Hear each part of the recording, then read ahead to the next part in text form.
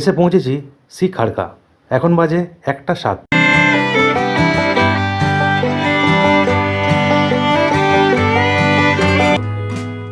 খাংসার থেকে base camp প্রায় 9 থেকে 10 কিলোমিটারের মতন।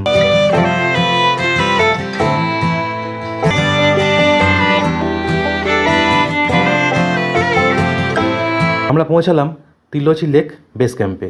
এখন বাজে বিকেল 6টা। এগুলো কিন্তু সবই হোটেল।